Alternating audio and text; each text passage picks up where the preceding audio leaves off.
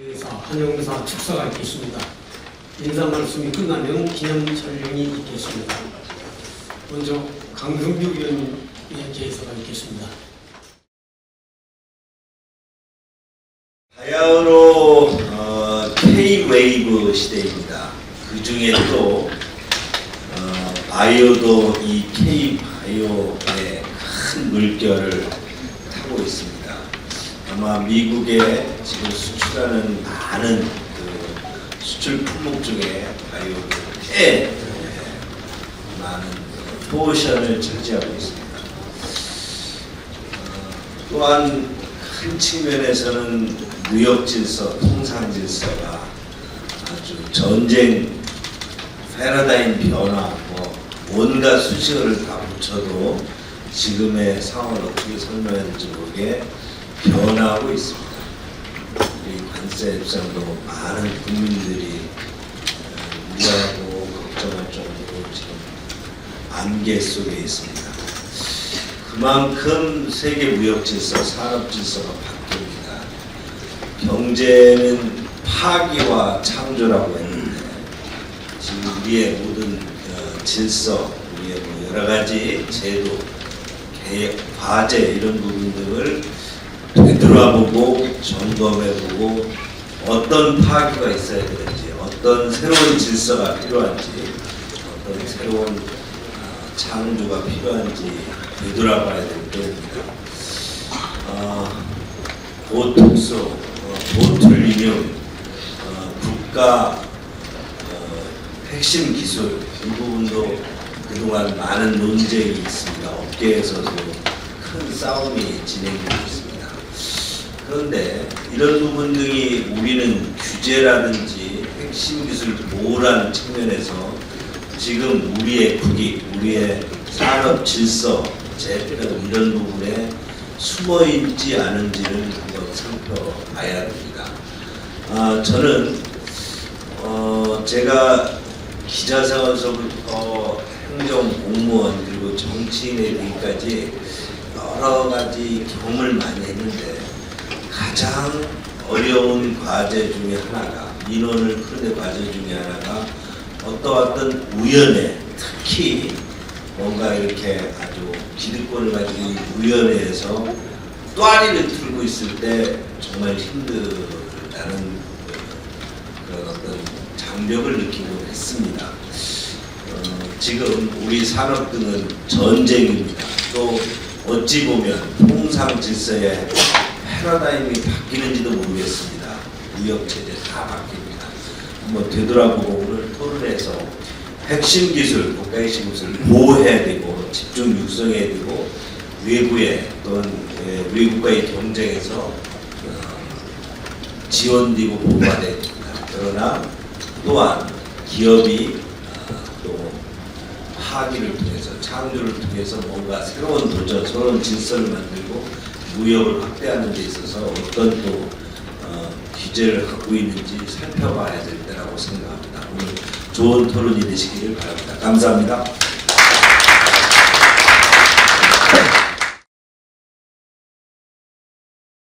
저는 인천 동부기초구갑 국회의원입니다. 제가 갑 국회의원이고요. 어른 윤상현 의원입니다. 잘 아시겠죠? 저희는 우리나라가 무엇을 먹고 살아야 되느냐, 앞으로 미래 100년, 200년을 먹고 살아야 됐을 때 다 누구나 이야기하자면 반도체, K-바이오, 이렇게 말씀하시죠. 전기차 말씀하셨는데 우리 K-바이오 생각하면 무겁습니다. 예를 들면 저희 나라의 이 제약회사, 삼성바이오를 포함하여 세트리온, 예를 들어 종근당, 제공제 다 좋습니다. 우리가 코로나 백신 때 봤던 화이자, 존슨앤존슨, 아스트라제네카 이런 다국적 제약회사에 비하면 어느 정도 크기로 생각하십니까? 여러분 잘 아시잖아요. 그런데 그렇게 많이 싸워요, 우리끼리. 네, 그런데 여러분이 더 잘 아시고. 저는 그때도 생각하는 게 뭐냐면 이 분야, K-바이오, K-의료비, K-뷰티 이런 것들을 제대로 발전시키려면 무엇이 필요한가 했을 때 우리나라 6대 군사 강국, 10대 경제 강국 하는데 이 10대 강국 중에서 항암 치료제 하나 못 만드는 유일한 나라입니다. 우리가 제대로 된 백신 한번 만들었다는 소리 들어보셨습니까? 근데 우리끼리 싸웁니다. 저는 이래서는 안 된다. 힘을 합쳐도 이길까 말까 이런 판에서 이렇게 갈라져야 되겠느냐. 솔직히 말씀드리고 오늘 얘기한다고 하니까 반대의 막 문자가 들어와요. 저는 다 좋습니다. 한 가지 제가 아무리 연구해도 이해가 안 되는 게 호떡수가 왜 국가 핵심 기술 물질이 아닙니까? 이게 국가 핵심 기술이에요? 호떡수가? 요즘 호떡수 안 맞은 사람이 없으면 만들어 놨잖아요. 이게 과연 그렇게 국가가 보호해야 할 핵심 기술 물질이냐? 이걸 생각을 해보자. 이런 것들이 한두 가지겠느냐? 제가 왜 이런 말씀을 드리냐면 우리 강성규 의원님 계시는데 지금 만난 사이가 아니고요. 제가 한겨레님 기다렸었고요. 저 경향님 기다렸었습니다. 그 옆에 분 동아리 기다렸었고 얼마나 걸렸었어요. 제가 그때 보건복지부 출입 기다렸었어요. 20년도 더 전에 이런 출입했을 때 보건복지부의 각종 문제들이 제가 국회의원이 돼서 처음에 보건복지위원을 하고 했었고 지금 국회의원 하고 있는데 한 가지는 해결하고 지금까지 다 왔습니다. 이게 우리 현실이에요. 보건복지 분야의 현실입니다. 그래서 지금 당장 해결되든 안 되든 이건 다음 문제고 정말 아닌 건 아닌 걸로 맞는 건 맞는 걸로 이제 정리해 가자. 그래야 우리가 먹고 살잖아요. 우리 때 이렇게 먹고 살았으면 다음 세대도 먹고 살 수도 우리 때 만들어 주자. 꼭 그런 자리가 되도록 만들어 주십시오. 감사합니다.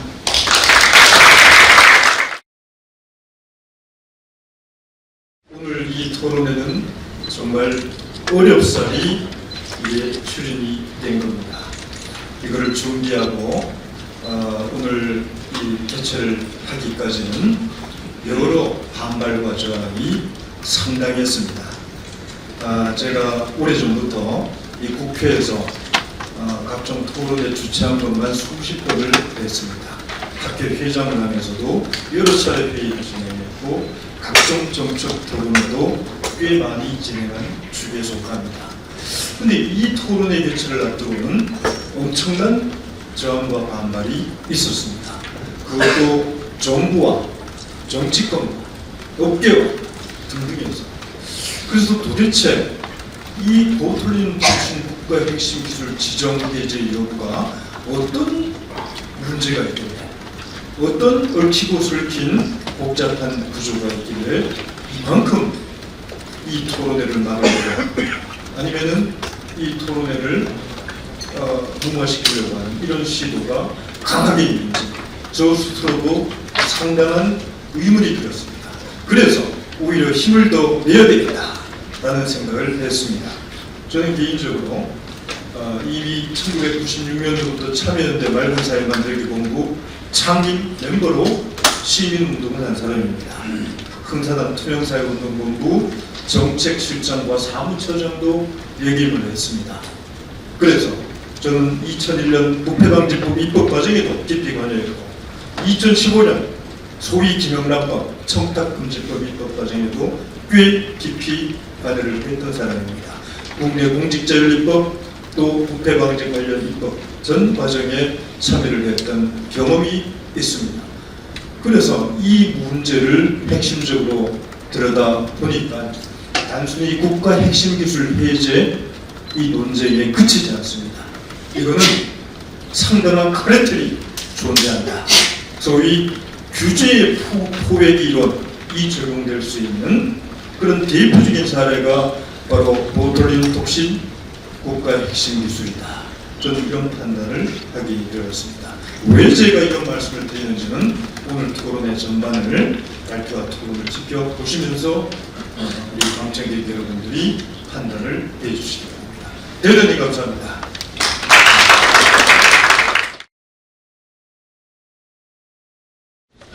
안녕하십니까.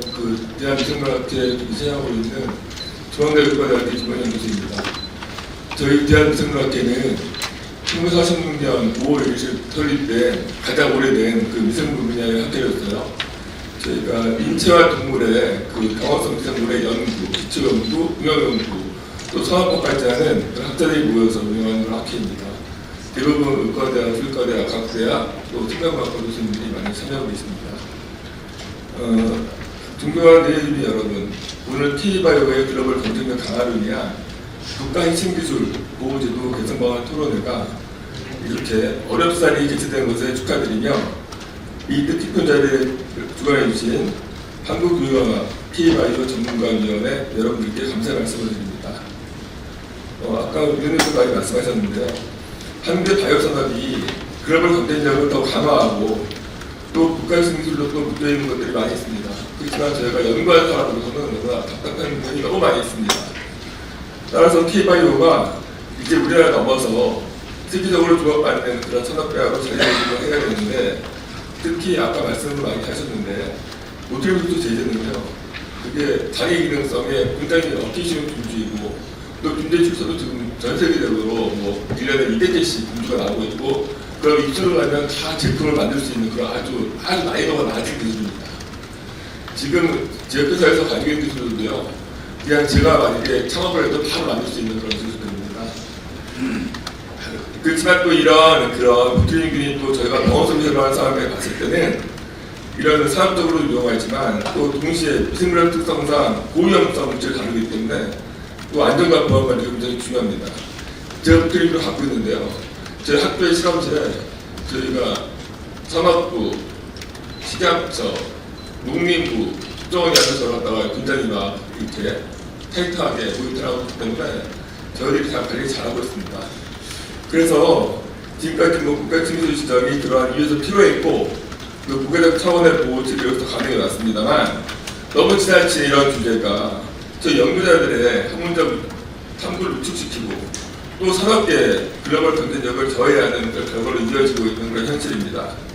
오늘 이 토론회는 바로 이러한 분위기 속에서 새로운 균형점을 찾기 위한 자리입니다. 학계는 안전을 최우선하면서도 연구의 자유로운 국제협력, 또 산업 발표를 하다가 저희가 조화롭게 추진할 수 있는 그런 제도적 개선을 기대하고 있습니다.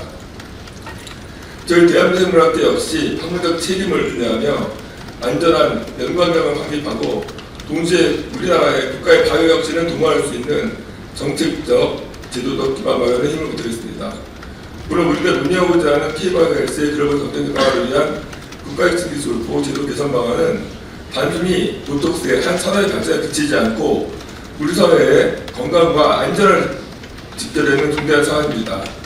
특히 보트린 톡신 생산 기술은 그 효능성과 수요가 뛰어나며 이를 효과적으로 보호하고 발전시킴으로써 우리 국가가 글로벌 시장에서 입지를 더 확고히 할 수 있을 것으로 하는 기회가 될 것입니다. 오늘 토론회에서 논의되는 지혜로운 제안들이 우리나라가 K바이오 글로벌 강국으로 도약하는 밑거름이 되기 바라며 참석하신 모든 여러분들께 건강과 발전을 기원합니다. 감사합니다. 아무튼 축하드립니다. 지금 저 지역구로 포항만 물렁인데요. 우리 포항 지역에서도 바이오 관련해서 여러 가지 정책들이라든가 일들을 하고 있는 걸로 알고 있고, 저도 거기에 대해서 좀 많은 노력을 하고 있습니다. 저는 축구를 참 좋아합니다. 축구는 팀 플레이거든요. 그래서 제가 오늘 강승규 의원과는 이 정치권에서 친구라고 이야기할 수 있는 몇 사람 중에 한 사람입니다. 그러면 안 됩니다. 그래서 팀플레이라는 것이 정치가 꼭 팀플레이가 돼야 좋은 성적을 거둘 수 있습니다. 그래서 정치만큼 팀플레이를 펼쳐가는 것이 없다는 생각이 드는데, 특히 오늘 우리 강승규 의원과 또 더불어민주당의 허종식 의원님 같이 하신다는 게 모처럼 만에 팀플레이를 볼 수 있는 좋은 계획이 아닌가 싶어서 축하를 드리고 또 얼굴에 눈뜨는 것도 찍고 들어갔습니다. 아무튼 오늘 토론회가 K바이오 산업에 또 다른 전개를 해줄 수 있는 그런 모티브가 되시길 기대합니다. 고맙습니다. 감사합니다. 하나, 둘, 셋. 네.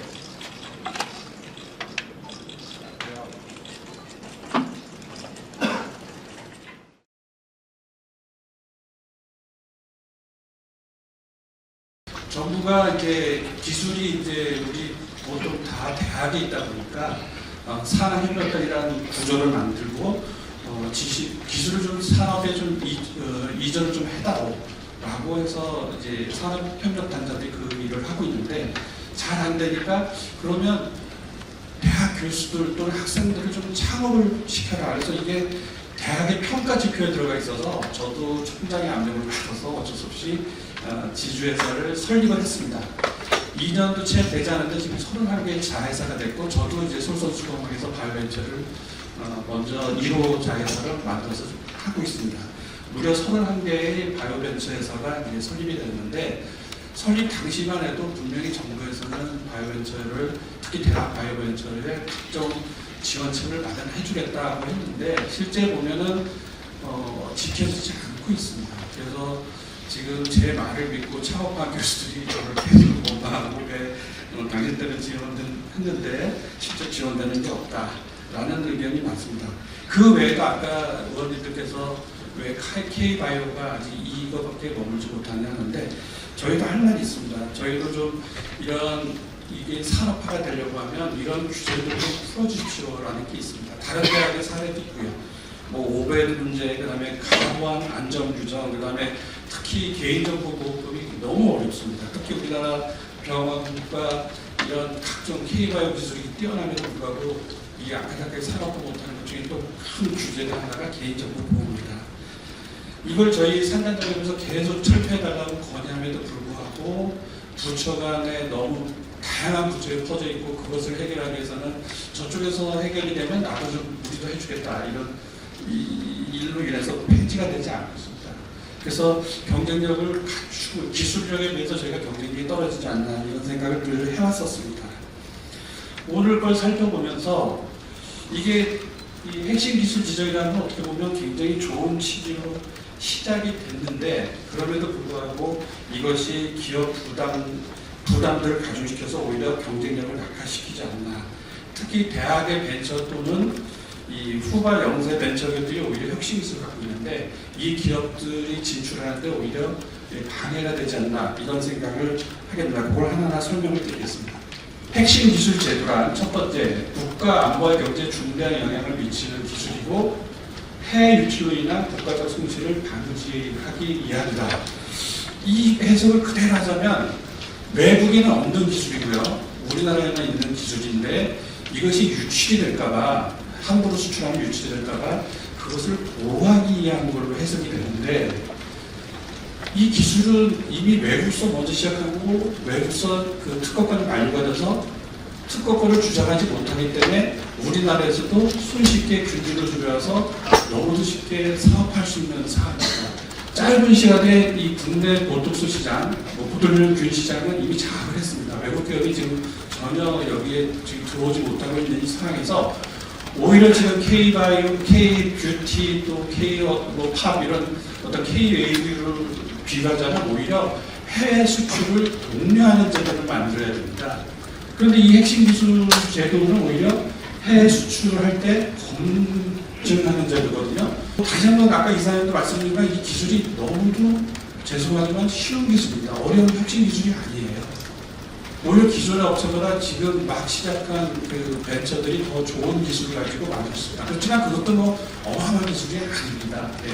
그런데 이게 기존의 큰 업계들은 부담이 없는 제도지만 저도 바이오벤처를 하지만 이걸 하기 위해서는 대관 업무가 필요하고요. 대관 업무에 정통한 사람을 고용해야 되는데 인건비가 굉장히 비쌉니다. 아니면 CR 업체에다 맡겨야 되는데 후발 명세한 벤처 업계들은 이거 자체가 부담입니다. 원래 시작했던 보톡스 회사뿐만 아니라 모든 회사들이 같은 균주를 쓰고 있습니다. 원래 보톡스 회사가 이걸 시작했다고 그랬지만 이걸 시작했으면 다른 모든 제약회사들이 이 균주를 쓸 수가 없어야만 됩니다. 이게 상식인 거죠. 그런데 모든 회사들이 다 이걸 쓰고 있습니다. 이유가 뭘까요? 써도 특허권에 걸리지 않으니까 그냥 마음대로 쓰는 겁니다. 그런데 이게 왜 우리나라 핵심 기술인지 도저히 이해를 못하겠습니다. 이렇게 지금 우리가 의료, 미용 의료, 그 다음에 뷰티 시장의 이 기술력이 굉장히 뛰어남에도 불구하고 이 보툴리눔 톡스는 거기에 맞춰서 굉장히 활성화시킬 수 있음에도 불구하고 지금 제가 최대치를 한 거지만 5%밖에 되지 않습니다. 단 5년 때는 70-80%를 우리가 장악할 수 있지 않을까. 또 우리의 기술력도 충분함에도 불구하고 왜 후발 업체들이 새로운 기술을 개발할 때마다 왜 심사를 받아야 되고 수출할 때마다 왜 일일이 검증을 받아야 되고 그게 다시 한번 말씀드리지만 별거 아닌 돈인 것 같지만 벤처 막 시작하는 그 돈이 부담스러워서 진행할 수 없는 실정입니다. 할 균주가 아니라 다른 균주, 또 A형 타입이 아니라 다른 타입을 해도 독소를 만들 수 있습니다. 왜냐하면 소량만 있으면 되거든요. 균주라는 것은 법적 보호를 받을 수 있습니다. 이걸 잘못 해석하실 분 많은데 국제미생물 예탁제도가 있어서 이게 신규성이 있다 그러면 분명히 보호를 받을 수가 있습니다. 그런데 특허는 걸 수 있는데 이럴 수 있습니다. 기업 판단에 이 특허를 거는데 유사 특허를 방지를 못하는 특허라고 하면 특허를 걸지 않습니다. 그때부터 벌써 2009년부터 우리는 국내 시장을 경쟁하지 않고 해외 시장을 개척해야 될 때 뜬금없이 해외 유출 위험성이 높다고 해서 핵심 기술을 지정해야 됩니다. 오히려 지금은 이 법안 때문에 오히려 수출하는데 어려움을 겪고 있습니다. 저도 신약 개발을 하고 있지만 이렇게 많은 기업들이 뛰어들 수가 없습니다. 왜? 우리는 특허를 먼저 가지고 시작하기 때문에 다른 업체들이 시작할 수가 없어요. 그런데 이렇게 18개 업체들이 이렇게 진행하는 건 특허권을 보호도 못 받고 또 기술이 어렵냐, 기술도 어렵지 않기 때문에 이미 이렇게 많은 업체에서 만들고 있는 겁니다. 그러면 아까도 말씀드렸지만 국내는 지금 포화 상태가 있고 이것을 해외 수출을 장려하는 쪽으로 지금 정책이 바뀌어야 되지 않나. 그리고 이런 영세한 업체들이 쉽게 수출할 수 있도록 오히려 도와주고 또 대가공부가 너무 어려우니 이 대가공부를 도와주는 어떤 기금을 마련해 준다든지 이런 게 필요하지 않을까 싶습니다. 서울대 후문에 가면 국제 백신 연구소가 있습니다. 그 백신 연구소의 최대 기부자가 빌 게이츠입니다. 빌 게이츠가 그 수많은 우리가 앞선 나라라고 생각하는 미국 유럽을 제치고 이 우리나라 국제 백신 연구소에 할 때는 이런 제조업 백신 기술이 뛰어납니다. 가령 우리가 어떤 규제나 이런 것이 없었으면 중국보다 먼저 제조업 혁신 기술이 나오지 않았을까 싶습니다. 이것도 어려운 게 아닙니다. 저희가 기술 이전을 좀 하려고 가면은 모든 제약업체들이 특허권 먼저 묻습니다. 특허권으로 보호받지 않는 기술을 쳐다보지도 않습니다. 그런 기술, 여기는 이제 특허권이 지금 설정될 수 없는 기술인데 왜 이런 논란이 있는지 모르겠고요. 여기는 바이오 제약업입니다. 바이오 제약업이면 원칙대로 특허권 가지고 서로 승부하고요. 이것 때문에 지금 막 새로 이 보통용 균주를 연구하려고 하는 벤처들의 앞길을 막지 않았으면 합니다. 네, 이상입니다.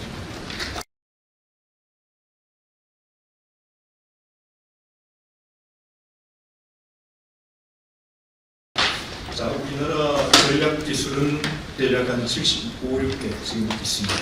그 중에 생명공학 분야 전략 기술은 4개가 이보톨리움 균주 생산 기술까지 포함해서 있죠. 그런데 당연히 우리 국가의 발전을 위해서는 국가 핵심 기술 지정 제도가 본래의 목적대로 충실히 이 제도가 존치가 돼야 되고 또 당연히 보호해야 될 기술은 보호를 해야죠. 그게 당연합니다. 그러나 시대 변화, 기술 환경 변화, 글로벌 시장 환경 변화 등등이 비춰봤을 때 이제 논의되고 있는 보톨리움 균주의 경우에는 이미 국가 전략 기술로 보호할 가치가 크게 없다. 특히나 업계, 바이오 업계에서는 벌써 오래전부터 이 보톨리움 톡신 생산 기술, 특히 2016년 균주까지 포함해서 핵심 기술로 지정된 것은 대단히 문제가 있다. 여러 가지 이유에서 그런 부분에서 적극적인 해제 요청을 산업부와 기재부를 대상으로 또 우리 국회 의원님들을 대상으로 벌써 몇 해 전부터 목소리를 내어왔던 게 사실입니다. 또 미국, 프랑스, 일본, 또 중국도 이 보톨리움 톡신을 또 생산, 제조하고 있습니다. 그런데 대체로 미국과 EU에서는 균주 소스 자체를 보안 대상으로 삼지 않습니다. 바로 제조기술, 품질관리, 안정성 중심으로 규제가 시행 중이고요. 그리고 더 나아가서 민간의 의약품, 의약 목적으로 이 보톨리움 톡신 생산 기술 또 균주 관리는 적극적으로 장려를 하고 있는 그런 입장이 있습니다. 자, 그래서 업계에서는 특히 2010년도 핵심 기술로 지정되고 6년 후인 2016년 균주까지 포함된 과정에서 업계의 의견 수렴이 거의 이루어지지 않았다라는 볼멘 소리를 하고 또 관련 정보 공개 요청도 정부를 상대로 했습니다만 그 정보 공개가 이루어지지 않았습니다. 자, 그렇다면 이 핵심 기술 지정은 누구를 위해서 하는 것이냐? 우리 바이오 산업계 전체를 위해서 하는 것이냐? 그렇지 않다는 것이죠. 초기 선발 주자, 선두 주자 한두 개의 업체가 이 규제를 함으로써 대부분의 혜택을 입었습니다. 그래서 후발 주자로 이 보톡스 시장에 뛰어든 제약 바이오 업체는 여러 가지 어려움이 있죠. 이미 그 어려움은 시각적 품목허가 진행 과정에서 어려움도 있고 해외 수출하는 과정에서 일일이 신고를 하고 허가를 받아야 되는 이런 절차적 과정, 또 임상 실험을 하는 데 있어서의 여러 가지 애로사항 등등이 켜켜이 문제가 지적이 되고 있는 것입니다. 자, 그런데 우리나라 보톨리눔 균주 생산 기술 관련된 법령은 대부분 아시겠지만 무려 7개의 법령에 의거해서 6개의 부처가 중첩적으로 관리, 통제를 하고 있습니다. 27페이지 이하를 한번 봐주십시오.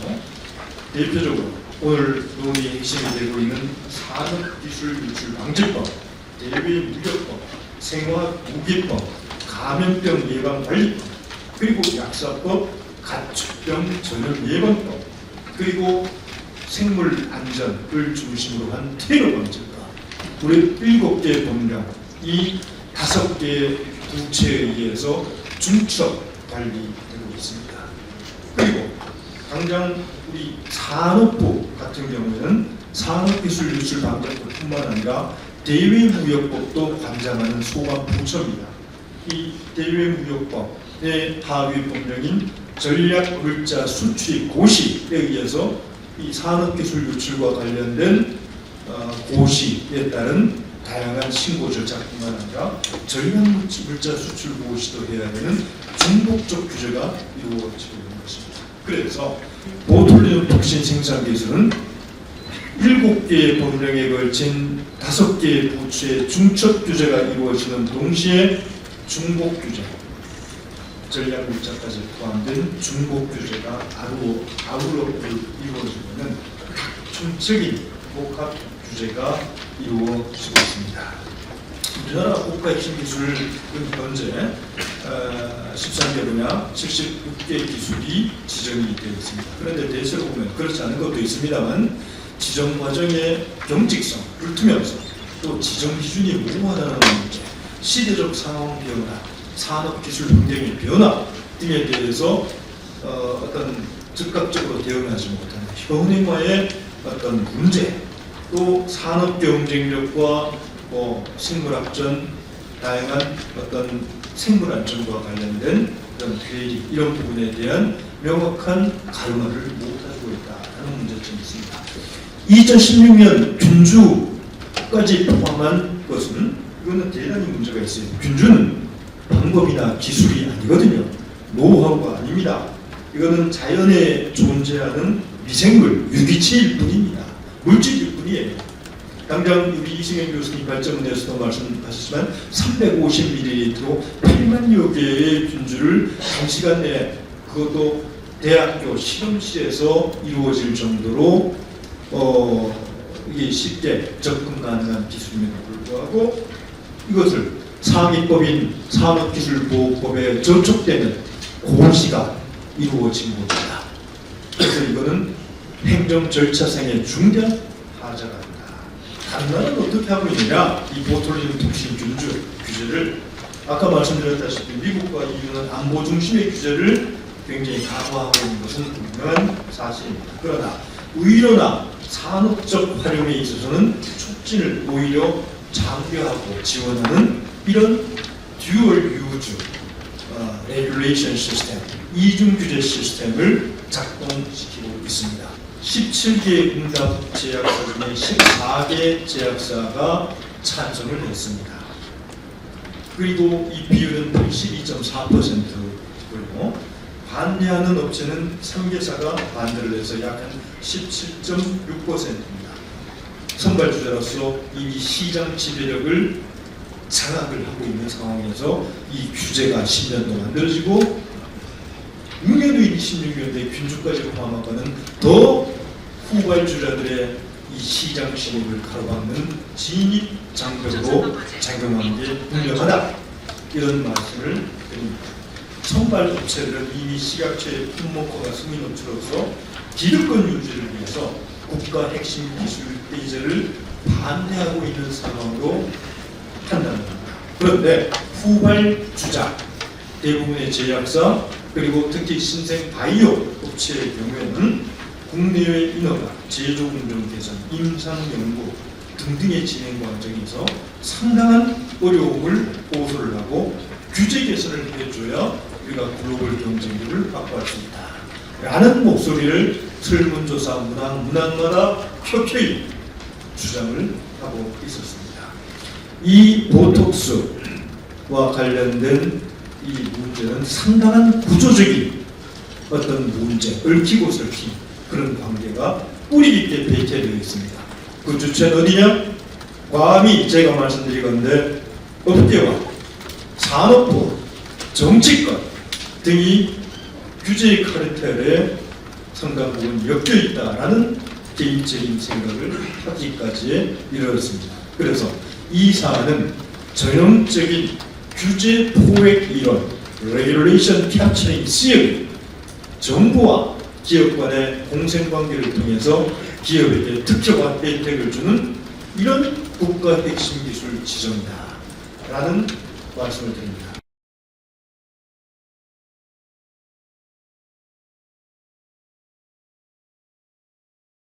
오드리슨 톡신 같은 경우에는 독소의 생산 기술이 굉장히 중요하거든요.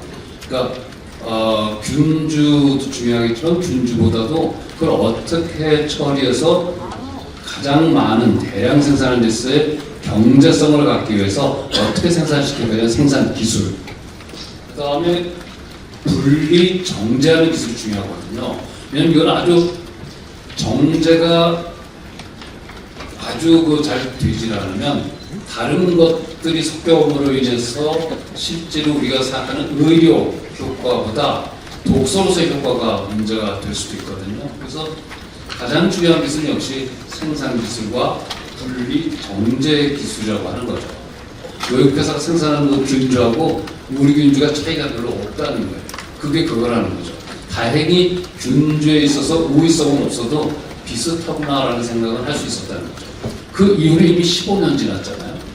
근데 15년 동안에 보니까 전 세계가 다 가지고 있고 심지어 후진국들도 이제 개발도상국도 다 균주를 가지고 생산하고 있는데 더 이상 균주가 의미가 있을까?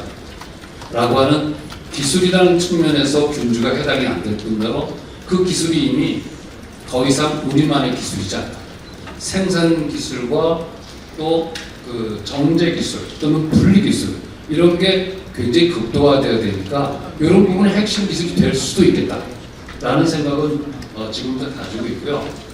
근데 우리나라 그 핵심 기술의 지정 원칙을 보면 첫 번째 기술적 가치가 높아야 된다. 과거에 2010년에는 괜찮게 높았던 것 같아요. 지금은 별로 아닌 것 같고요.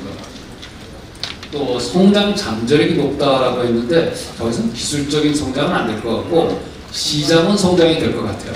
시장은 지금 2030년 예상 보니까 한 25조, 전 세계적으로 한 25조 될 것 같다고 하거든요. 이 25조 굉장히 큰 돈이죠. 그럼 우리나라가 10%가 됐든 15%가 됐든 좀 점유할 필요가 있는데 그런 면에서 그러면 성장 잠재력이 높으냐? 기술적인 성장 잠재력은 없다. 그러나 경제적인 성장은 있겠다. 뭐 그런 생각이 듭니다. 해외 유출시 국가 경제에 큰 영향을 주느냐? 이건 아닌 것 같아요. 이미 아까도 말씀드린 바와 같이 개발도상국조차도 가지고 있어서 그 기술에 해외에 나갔을 때 큰 문제가 생기겠느냐? 우리가 기술적인 우위성이 아주 높지 않기 때문에 사실 별 의미가 없다라고 하는 거죠. 이런 관점에서 보게 되면요, 사실은 국가 핵심 기술에 이제는 해당이 되지 않는다라는 생각이 들고 또 그런 것들이 어디서 볼 수 있냐면요, 특허 만료가 된 뒤에 새로 누구도 특허를 내고 있지 않아요. 특허가 만료가 됐는데 왜 특허를 안 낼까요? 특허해봤자 소용이 없다고 생각하는 거예요. 그러면 뭐에서 경쟁을 가져야 될까요? 기업마다 조금씩 노하우 가지고 있습니다. 대량 생산해야 되기 때문에 생산 기술, 정제 분리 기술에 기업 노하우들은 가지고 있어요. 근데 심지어 그거 특허로도 안 내놔요. 다른 기업들이 금방 알아차리기 때문에 특허를 할 필요도 없죠. 자기만 가지고 있으면 되는 거예요. 그런 개개의 기업이 가지고 있는 노하우 수준으로 이미 변해 있다라고 하는 거죠. 자, 또 하나는요, 기술적인 부분 말고 규제에 대한 얘기를 잠깐 말씀드리면, 제가 그 국무조정실 주계위에 그 바이오연색 3년 했다고 그랬잖아요. 근데 그 3년 기간 중에 이게 한번 올라온 적이 있습니다. 그 기업명은 기억이 안 나는데 그때 제약바이오협회가 이 부분을 올렸었거든요. 근데 올렸을 때 가장 주안점은 뭐냐면요, 수출하는데 너무 그 제한점이 많아서 그래서 수출을 하는데 너무 어렵다라는 부분하고요. 또 하나는 기술적인 향상을 시키기 위해서 외국 기업하고 공동으로 뭔가를 개발하고 싶은데 거기에 제한이 많아서 허가가 안 나다 보니까 그 기술 개발이 더 잘 안 되는 것 같다라는 그런 부분들이 있었어요. 그래서 그런 건 당연히 그 규제 개혁 대상에 해당이 되니까 이 부분에 대해서 산업부가 적극적으로 해결 방안을 제출해달라고 했는데 그때 산업부가 그 몇몇 그 기술에 대한 평가나 이런 걸 해가지고 조정을 해줄 것처럼 얘기를 했거든요. 근데 그 이후로 한 1년 반, 2년 지난 것 같은데 아직까지도 이 문제에 있어서 변화가 없다라고 하는 게 가장 큰 문제점인 것 같습니다. 우선 규제 부분은 좀 아까 말씀해 주셨지만 6개 부처 7개 큰 법령만 7개죠. 그 외에 고시도 굉장히 많습니다. 그런 것에 의해서 규제가 되는데 이게 기업으로 보면은 굉장히 그 행정 절차라는 부분도 있고 그다음에 비용 부담이라는 부분도 있잖아요. 그래서 그런 부분이 과연 선진국들은 똑같이 하고 있냐라는 걸 조금 좀 조사를 해봤는데 선진국은 생각보다는 좀 전향적이더라고요. 그러니까 굉장히 위험하기 때문에 관리에 대한 측면도 강화하고 있지만 경제적인 측면에서의 어떤 혜택도 줘야 된다는 기업적의 어떤 논리를 굉장히 많이 받아들이고 있더라고요. 그래서 그런 차원에서 보면 우리나라가 너무 많이 규제하고 관리하는 거 아니냐. 좀 과잉 규제가 이루어지고 있다라는 생각이 들어요. 국가 핵심 기술이 이렇게 교류가 되려면요. 인적 교류가 됐던 학술적 교류가 됐던 사전에 신고를 하고 허가를 받아야 돼요. 그러다 보니까 적극적으로 할 수 있었는데 자꾸 끊어지는 일들이 벌어지죠. 선진국 경쟁하는 데 있어 속도를 중요시하니까 너네들하고 하기보다 예를 들면 영국이나 프랑스 회사는 하겠다고 하더라, 쉽게 하겠다고 하더라고 거기랑 같이 한다는 미국 회사들의 답이 굉장히 많단 말이에요. 그러면 그런 나라 중심으로 가버리지 우리 중심으로 갈 수가 없죠. 그럼 아까도 말씀드렸잖아요. 생산 기술의 가장 중요한 부분은 경제성이에요. 그 경제성을 우리가 빨리 확보하지 못하면 어차피 2030년에 25조 되면 뭘 해요? 우리가 그 퍼센트가 10%, 15% 늘어나는 게 아니라 5%, 3% 주면 그게 그거죠. 그래서 그런 측면에서의 어려움들이 있다라고 하는 것을 꼭 이해해 주기 바라고요. 그다음에 마지막으로 투자나 합작 회사 같은 거 만들 때도요 제한 규정이 너무 많아요. 그래서 그것 때문에도 외국하고 적극적으로 영업에 대한 것들을 얘기 못하는 경우들이 있거든요. 우리보다 후진국도 요즘은 이수요가 굉장히 큰데 투자나 합작을 그쪽에 했을 때 우리가 수출하는 데서 굉장히 유리한 점이 많잖아요. 근데 그것도 지금 제한적이라는 말이에요. 그래서 그런 부분을 감안해서 우선 국가 핵심 기술에서는 빼주는 게 더 타당하다는 생각이 들고요. 그 다음에 빼주는 것으로 끝날 게 아니라 지금 이런 부분을 여러 법에서 잘 정리를 해줘야 됩니다. 그래서 2030년에 25조 중에 우리가 한 15%, 20% 가졌으면 좋겠어요. 큰 돈이잖아요. 요즘 수출도 잘 안 되는데. 그래서 그런 측면에서 그 기술적 측면과 그 다음에 규제라는 측면에서 잠깐 말씀드렸습니다. 감사합니다.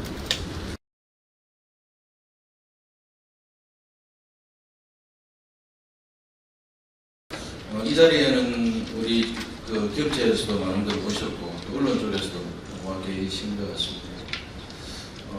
저는 발표를 들으면서 또 좀 패널들의 말씀을 듣고 하면서 우리가 살고 있는 이 세상에서 우리 논의는 참 낭비되어 있다. 이 주제를 가지고 지금 이렇게 국회에 와서 판을 벌리는, 그래서 그 논지가 극히 어떻게 보자면 상식과 합리와 그다음 한목적성에 비춰볼 때 거기에 대해서 이런 걸 놓고서 만에 하나 그것이 어떤 기업들 간의 이해관계를 한다. 제 회원사에 대해서 찬성하는 회원사, 반대하는 회원사도 있습니다. 앞서 뭐 17개 중에서 13대 4냐, 뭐 아니면은 뭐 14대 얼마냐, 뭐 10% 올랐단 마냐. 솔직히 얘기해서 저는 큰 관심이 없습니다. 왜?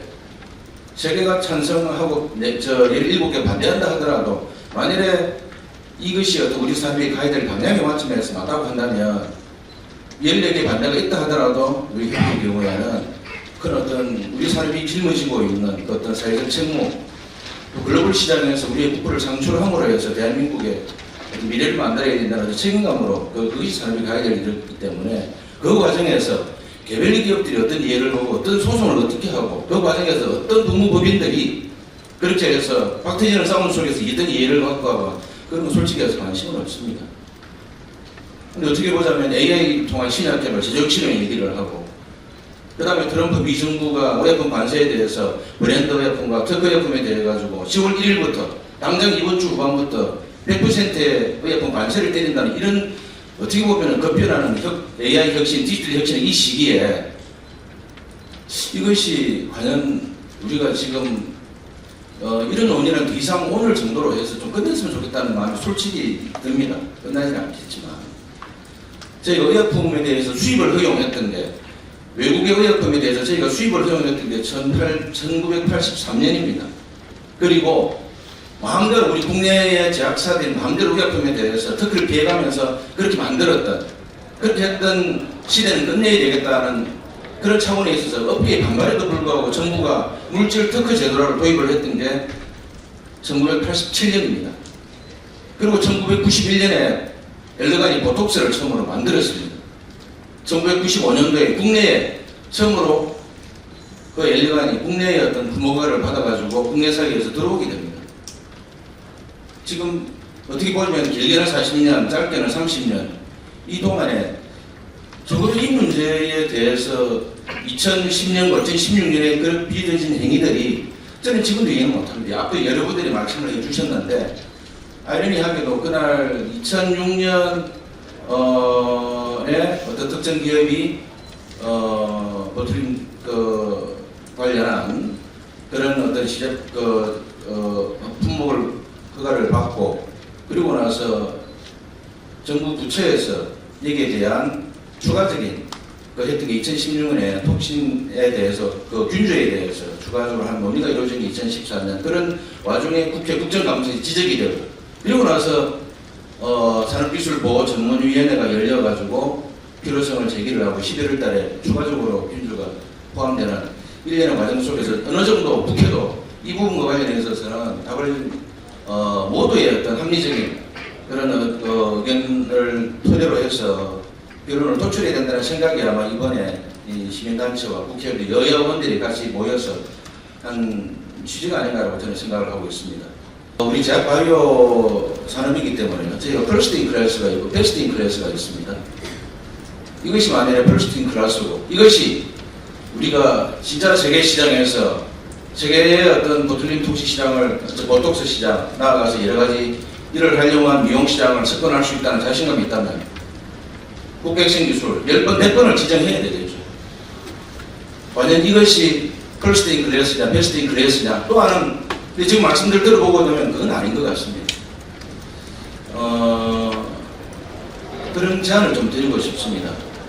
제가 사실은 저희가 협회가 2023년부터 나름 그걸 보고 적어도 이건 우리 사람이 글로벌 시장에 가서 우리의 어떤 역량을 발휘해서 국부를 창출할 수 있는 기회를 이게 날개를 달아주는 거냐 아니면은 족쇄인 거냐 발목을 묶고 있는 거대한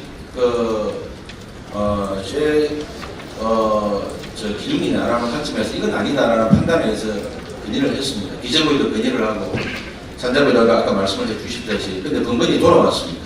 부처에 내려보내면 건의조차도 얘기를 했는데 또 산업부 가면 산업부에서는 산업기술 위원회로 가고 그다음에 이 관련해 있어서는 생명과학 분야의 산업기술보호 전문위원회로 가고 그리고 의무실 답은 또 같았습니다.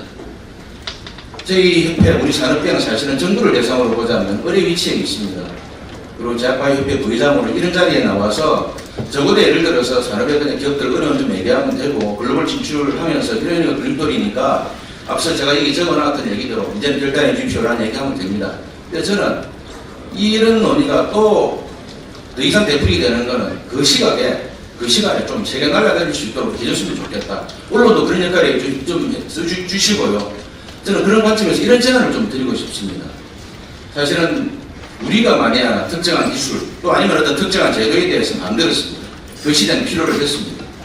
근데 그거를 갖다가 거기에 대해서 풀려고 했을 때에 지금은 지정한 곳에서 거기에 대해서 전문가들이 이를 망해서 해제하는 결정을 내리고 있습니다. 저는 오히려 어떤 제도가 되면 특히나 이 국가혁신 기술과 같은 그런 예를 들어서 저희는 이거를 갖다가 2024년에 대한상의를 통해서 이것이 그야말로 필러 규제라고 판단을 했습니다. 적어도 필러 규제에 준하는 그런 제도의 경우에는 적어도 제도가 시행이 되고 그렇게 해서 5년 내지는 10년이 지나면은 그런 제도가 왜 지속적으로 국가혁신 기술로 되어야 하는지에 대해서 만약 하나 일정한 기준에 5년 내에서 10년 이후에 전문가, 산업계 등등의 문제제기가 있어서 그것이 합리적으로 판단될 경우에는 산업기술보호전문위원회가 이 기술이 왜 더 국가혁신 기술로 지정이 되어야 하는지를 증명을 해야 되는 거 아닌가? 그러나 그것이 그야말로 합리적인 목소리에 의해서 이후에 해가지고 일정한 기간이 지난 다음에 5년, 10년이 지난 다음에 시대는 변하니까요. 시대는 급변하니까요. 1년이 급변하고 있는 마당에 그래서 그런 경우에 대해서는 해당되는 문제가 제기되었을 때 해당되는 위원회에서 그 부분들에 대해서 왜 국가혁신 기술로 계속 지정이 되게 되는지를 소명하고 거기에 대해서 합리적으로 산업계와 전문가와 그리고 거기에 대해서 어떤 글로벌 효과라든가 합법적으로 볼 수가 있는 한목적으로 볼 수 있는 사람들이 모여서 거기에 대한 결정하는 체계 지정과 해제의 기구를 갖다가 분리하는 식의 적어도 저는 이제는 규제 혁신에 대해서 규제 혁신을 해야 될 판에 규제 혁신 기술이 되어가지고 규제의 발롱을 발롱한다. 그래서 저는 이게 보틀링 톡신, 보틀링 독소 생산 제조 기술 균주의 문제가 아니라 적어도 우리 대한민국의 어떤 공익과 나아갈 길을 갖다 가로막고 있는 규제들에 대해서는 그런 어떤 발상에 대해 전환이 필요한 게 아닌가. 저는 그런 생각을 좀 하게 됩니다.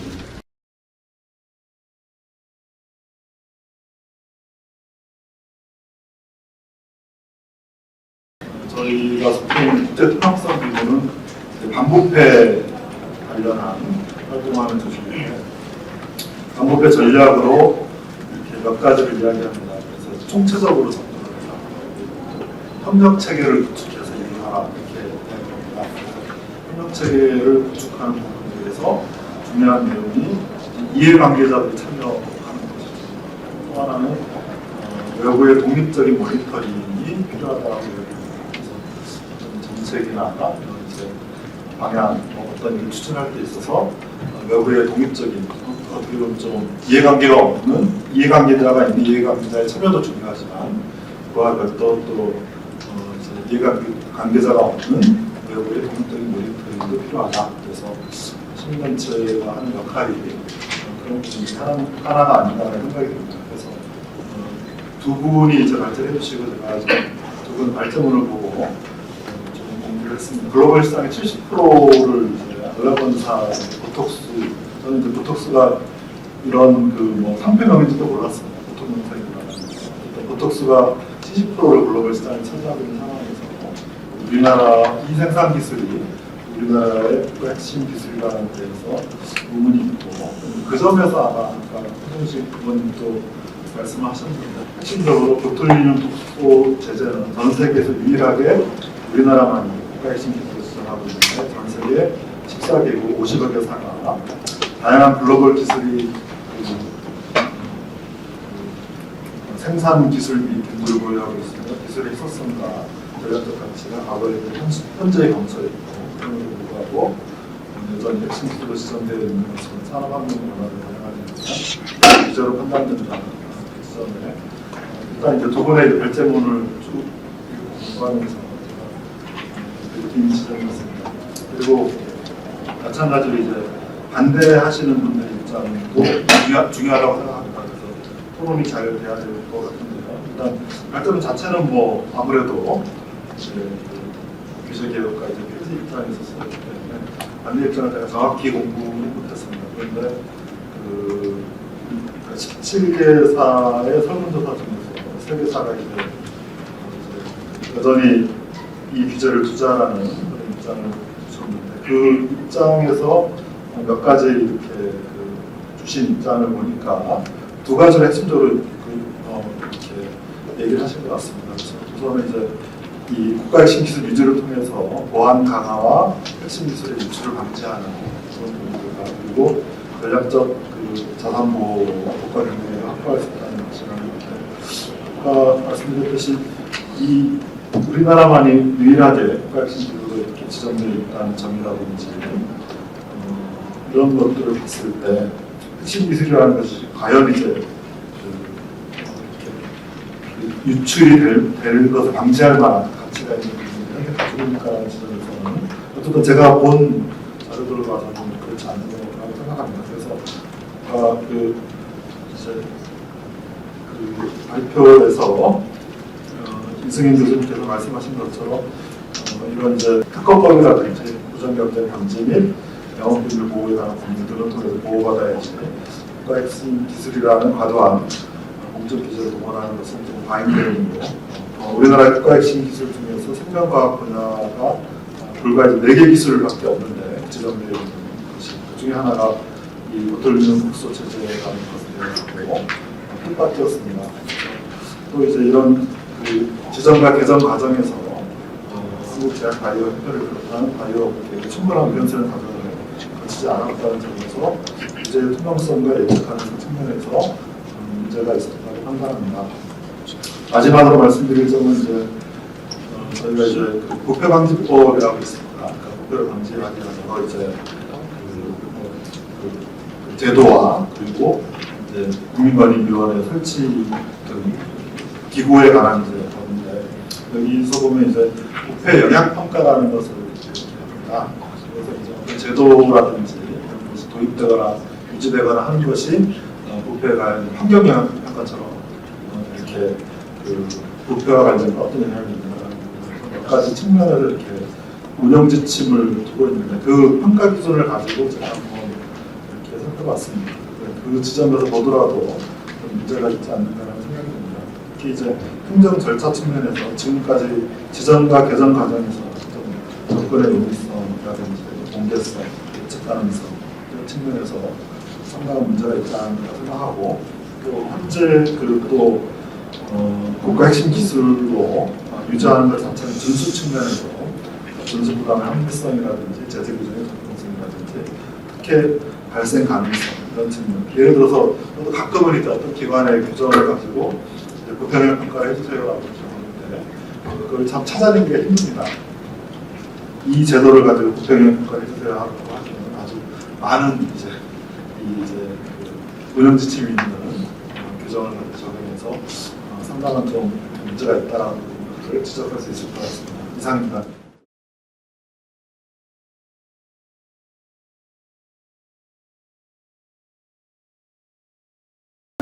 저는 바이오업계에 20년 전에 입문을 해서 여기까지 왔고 저는 연구자 출신은 아닙니다. 그러나 20년 가까운 세월, 20년 넘게 바이오업계에 계속해서 일을 하고 있습니다. 제가 업계 대표로 참석한다는 것 자체가 엄청난 부담이었고 또 이 자리에 꼭 와야 되냐 내가 왜 하필이면 접니까? 라는 입장을 바꿔놓고 생각해도 저희 같은 바이오 벤처가 여기에서 토론자로 나선다는 것 자체가 너무나 건방진 얘기 아니냐 이렇게 생각을 했습니다. 그런데 다른 회사도 온다는 소리를 듣고 기운을 얻었는데 결국에는 저 혼자 얘기했습니다.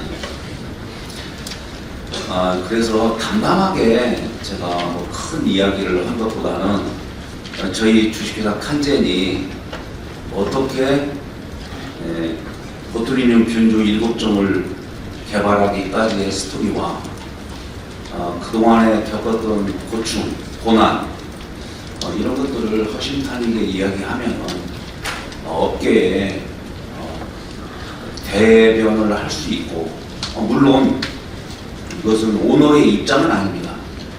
제가 이렇게 온 것은 국가 경쟁력을 위한 것이 과연 무엇이고 국가 경쟁력을 위한다는 것은 결국에는 연구원들의 경쟁력을 높이는 것이라고 봅니다. 그리고 그것이 중국에는 바이오 산업의 경쟁력을 위해서 온 것이라고 봅니다. 제가 여기에 온 것은 보툴리늄 균주를 연구하고 또 바이오 산업에 종사하는 많은 연구원들의 애로사항과 그 사랑의 대변을 하기 위해서 이 자리에 섰습니다. 먼저 저희 회사는 2015년 7월에 서울대학교 생명공학연구원에서 교수님들과 같이 창업을 했습니다. 그리고 저희는 보툴리늄 주사제 보톡스 가지고는 앞으로 경쟁력이 없을 거라 생각을 하고 우리 땅에서 찾은 보툴리늄 균주를 가지고 바르는 보톡스 치료제를 만들어서 K-뷰티에 세계 탑을 한번 찍어보자 해서 10년 동안 R&D를 했습니다. 그리고 지금은 바르는 보툴리늄 독심 치료제에 대한 특허나 여러 가지 기술을 미국 특허까지 등록을 완료를 했습니다. 그러면 저희가 보툴리늄 균주를 지금까지 개발하기 7년 동안에 7종을 개발하기까지 발견해서 개발까지의 과정을 좀 디테일하게 말씀드리도록 하겠습니다. 보툴리늄 균주를 지금까지 개발하기 7년 동안에 7종을 개발하기까지 발견해서 개발까지의 과정을 좀 디테일하게 말씀드리도록 하겠습니다. 현재는 균주 7종 중 5종은 깨끗한 덕유산 정상 눈썹 토양에서 발견을 했습니다. 이 얘기를 했더니 한간에서는 거짓말이다. 어떻게 눈썹에서 찾냐? 이런 얘기를 했습니다.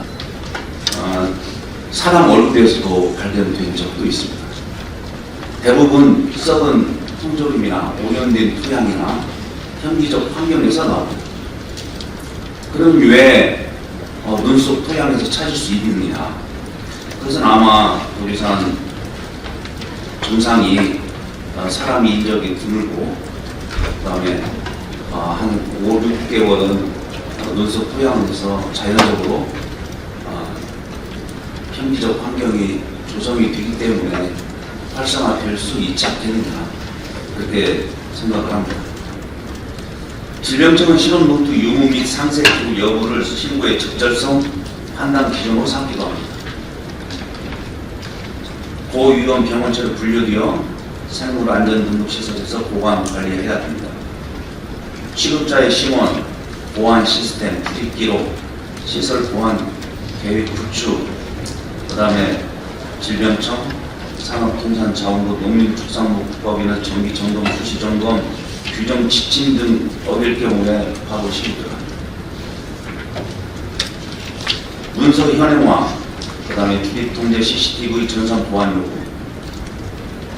이런 것들은 여러 기관의 각기 다른 규제들이 기업의 행정 부담과 연구원들이 이것 점검하려면 두세 달을 해야 되고 균주 하나 등록하는데 1년 이상 또 자료를 준비를 해야만 됩니다. 정부 규제로 인해 기업의 추가 부담 비용과 인력 운용에 어려움이 존재합니다. 지금은 보툴리늄 균주를 찾으려고 하면은 BL2랩을 구축해야 되고 그 다음에 미리 신고를 해야 됩니다. 쉽게 해서 어떤 연구를 하다가 갑자기 발견하면 안 됩니다. 그렇게 하다가 발견되면은 신고 대상입니다. 그리고 징역 5년 이하나 벌금 2천만 원 이하를 부과됩니다. 저희가 유전자 연계서열 비교 분석 독자성 확인을 했는데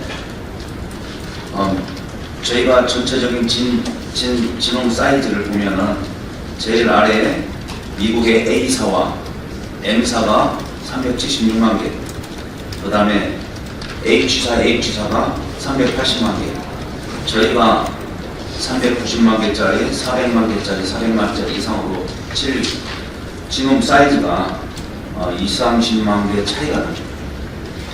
또 유전자 분석 결과 S&P가 랜덤으로 추출해서 400만 개 균주에 랜덤으로 추출한 것도 13,000개에서 15,000개 정도 차이가 납니다. 저희가 균주를 발견한 이런 스토리를 보면은 이것은 엄청난 노력이고 지금까지 10년 동안 저희가 R&D 자금과 투자 유치해서 쓴 자금이 200억 가까이 됩니다. 저는 저희 회사가 국가 핵심 기술 기업으로 지정돼야 한다고 정말 생각합니다. 그러나 보툴리눔 균주는 어디에서나 찾을 수 있습니다. 누구나 찾을 수 있고 그런 의지만 가지고 있다면 찾을 수 있고 자연 환경에서 나온 것인데 과연 그걸 국가 핵심 기술로 지정을 해야 하느냐. 저는 국가 핵심 기술을 지정을 한다면 얼마나 좋은 기술이길래 국가 핵심 기술을 지정했겠냐. 그렇다면은 국가는 어떠한 지원을 해줬느냐를 저는 묻고 싶습니다.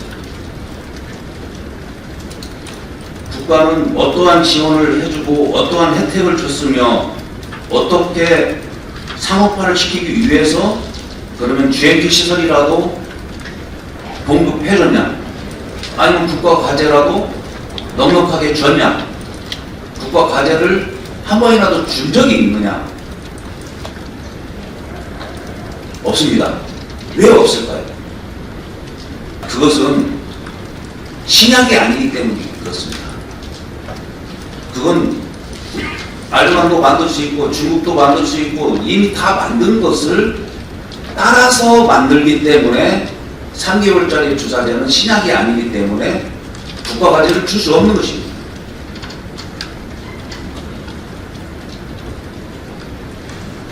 보호할 가치가 있고 그 다음에 국가 핵심 기술을 지정할 그러한 가치가 있다면 전폭적인 지원을 해줘야 됩니다. 그러나 현실적으로는 다중적 규제를 통해서 연구원들의 에너지를 뺏고 시간과 비용을 뺏고 그래서 혁신을 규제하고 있습니다. 과연 이것을 위해서 이익을 보는 쪽은 누구냐?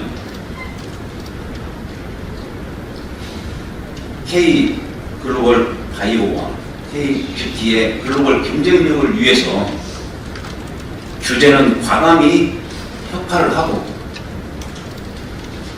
국가적 차원의 지원을 확대해야 한다고 봅니다. 그리고 국가 경쟁력 강화를 위해서 이런 지원을 부탁드리고 싶습니다. 감사합니다.